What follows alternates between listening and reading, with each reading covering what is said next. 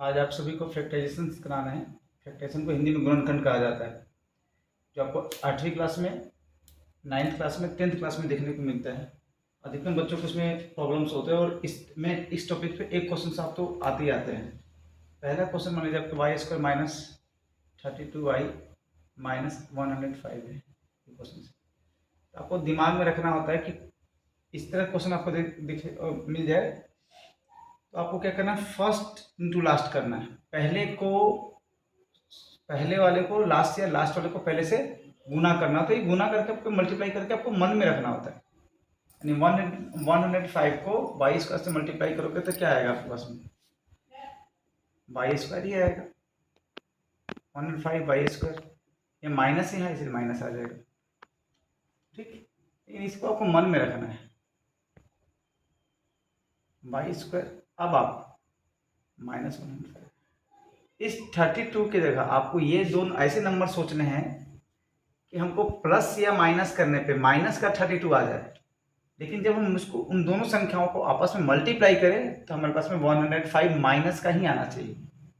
ठीक, तो दो तरीके, एक तो फैक्टराइज करने का आपको तरीका देखो। प्रोडक्ट इसका क्या आया था, 105 को और 22 से किया था, 105 आया था।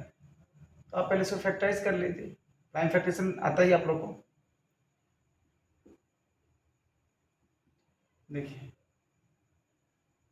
7 5 35 -3 करेंगे तो मेरे पास क्या आ जाएगा 32, और 35 इंटू 3 कर देते तो मेरे पास कितना आ जाएगा 105 आ जाएगा। अब देखना है आपको माइनस मिलाना है तो माइनस का 35 रख लीजिए वाई प्लस का 3y। अब इनमें क्या कॉमन है आपके पास में, ध्यान से देखिएगा तो y कॉमन है। दोनों में कॉमन होना चाहिए, y बाहर ले लिया 35। इन दोनों में क्या कॉमन है तो आपको 3 कॉमन है, यहाँ y 35। ये दोनों सेम होने चाहिए, नंबर भी सेम होने चाहिए। नहीं, y इधर भी माइनस माइनस 35, यहाँ -35, ये दोनों सेम होने चाहिए। इन दोनों में से एक कॉमन लेके लिख लेंगे और जो बच जाएगा बाहर में वो लिख देंगे। ये हो गया आंसर आपका। इस टॉपिक पे एक और क्वेश्चन आप देख लीजिए। मान लीजिए आपके पास में इस तरह का जाए x² माइनस का x माइनस का 132, इस चीज को मल्टीप्लाई करेंगे तो आपको 132 ही आएगा। ऐसे नंबर आपको सोचना है कि आपस में इंटू करने पे हमें क्या आना चाहिए, 132 आना चाहिए, क्योंकि फर्स्ट और लास्ट को इंटू करोगे, लास्ट और फर्स्ट को इंटू करोगे तो 132 आएगा माइनस में। तो आपको यहाँ मान लो यहाँ पे क्या है, एक्स यानी 1x है। आपको यहाँ पढ़ना क्या है, इसके साथ कुछ भी मल्टीपल नहीं तो 1 में है, 1 कॉन्स्टेंट है इसके साथ में।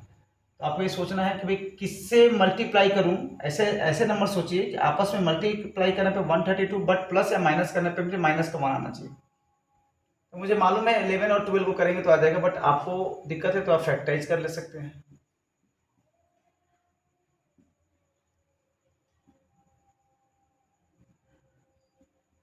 देखिए 2 2 4 4 12।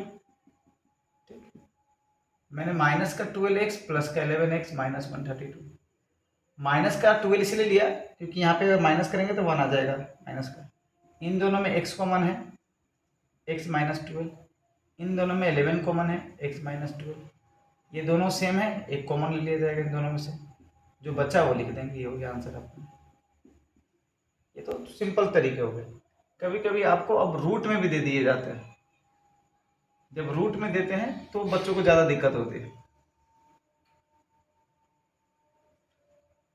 जैसे मान लीजिए आपके पास में 4√5x² प्लस का 17x माइनस का 3√5, इस तरह क्वेश्चन आ जाए आपके पास में। सेम तरीका यही, आपको फर्स्ट को और लास्ट को आपस को मल्टीप्लाई करना है। मान लीजिए आपको 4√5 है और यहाँ पे माइनस है, माइनस बाद में लिख लीजिए साथ में, कोई दिक्कत नहीं है। माइनस बाद में अपने मन में रख लीजिएगा। 3 से 4 को मल्टीप्लाई करोगे तो 12, और √5 से √5 दोनों में नंबर सेम है, रूट में है तो एक बाहर आ जाएगा यानी 60। ठीक, कौन सा 60 आएगा, माइनस का 60 आएगा क्योंकि माइनस में था। ठीक है, ज़्यादा दिक्कत आ रहा है तो आपको ऐसे माइनस रख सकते थे। आप मल्टीप्लाई करोगे 12 3 जा 4 से 12, √5 से √5 को 5। ठीक, माइनस का 60। अब आपको ऐसे नंबर सोचने हैं इंटू करने पे 60 है और प्लस माइनस करने पे प्लस का 17 है। तो दो तरीके से आता है, देखो 60 आने का, एक तो हम 12 इंटू 5 करेंगे तो भी 60 हो जाएगा, तो 12 प्लस 5 करना पड़ेगा, 17 भी हो जाएगा। और एक 20 इंटू 3 करेंगे तब भी 60 हो जाएगा, और 20 माइनस 3 करेंगे तो भी आपको 17 आ जाएगा। सोचना क्या है कि आपको लेना क्या है।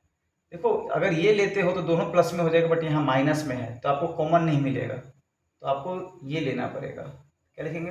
20x माइनस का 3x माइनस का 3√5। अब आप इन दोनों में से क्या कॉमन है वो देखो। अगर ध्यान से देखोगे, कॉमन का मतलब होता है कि आपको जो चीज़ आप कॉमन ले रहे हो, मल्टीप्लाई करने के बाद वापस वही संख्या आ जाना चाहिए। तो मुझे जो दिख रहा है, देखो x यहाँ भी है, x यहाँ भी है, स्क्वायर है, यहाँ x है, तो एक x तो कॉमन हो गया, और मुझे 4√5 भी कॉमन दिखाई दे रहा है।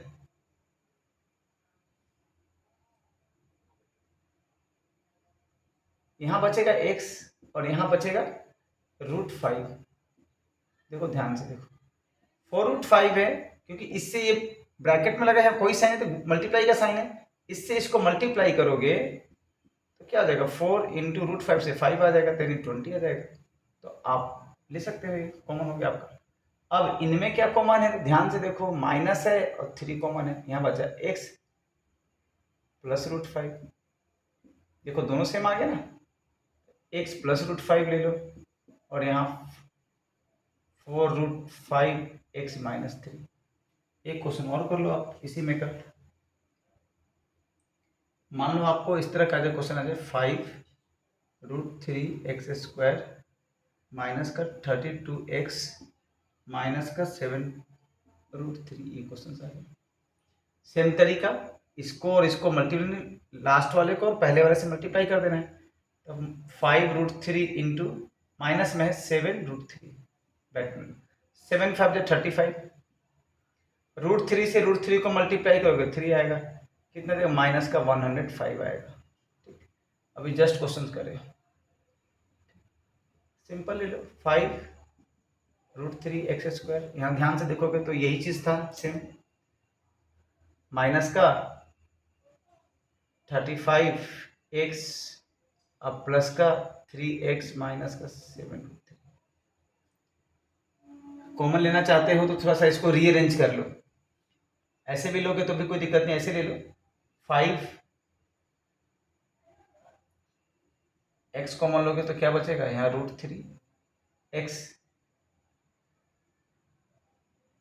√3x माइनस का 7 प्लस का, अगर आप 3 कॉमन लेते हो √3, यहाँ बचेगा √3x माइनस का 7, क्योंकि √3 से √3 को इंटू करोगे तो 3 आएगा।